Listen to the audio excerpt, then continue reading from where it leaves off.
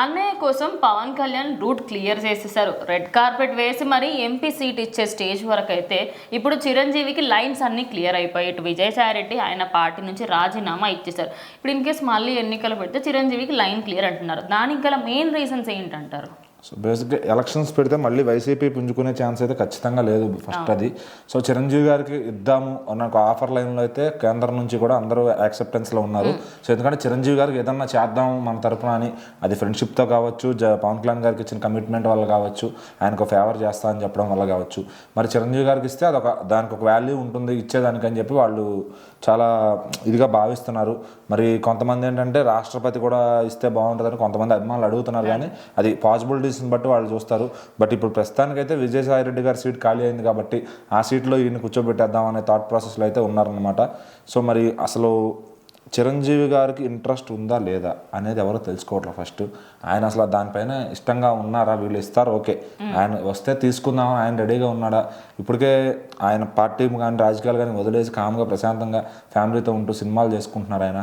So ఆ అన్నయ్యకి జరిగిన ఏదైతే చిన్న చిన్న మిస్లీడ్స్ ఉన్నాయో అవన్నీ అర్థం చేసుకుని, అట్లాగే అన్నయ్యకి జరిగిన అవమానాలని దిగమింగుకుని పవన్ కళ్యాణ్ గారు వాటికి బదులు చెప్దామని చెప్పి ఆయన పార్టీలో నిలబడి 10 ఏళ్ళుగా ఓటమి ఉన్నా కూడా నిలబడి గెలిపించుకుని ఈరోజు ఒక స్థాయికి వచ్చారు.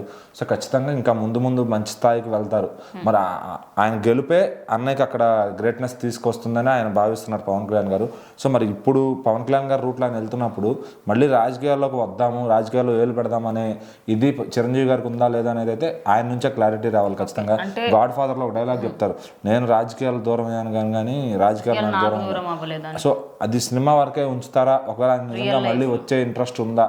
ఆ ఇంట్రెస్ట్తోనే ఈ మాటను బయటకు తీసుకొస్తున్నారా ఫ్యాన్స్ అంతా అనేది కూడా చూడాలి. అంటే బీజేపీలో ఇప్పుడు ప్రజెంట్ ఆయనకి ఒక కీలక పాత్ర ఇవ్వడానికి రెడీగా ఉన్నారు, ఆయనకి ప్లస్ నాగబాబుకి.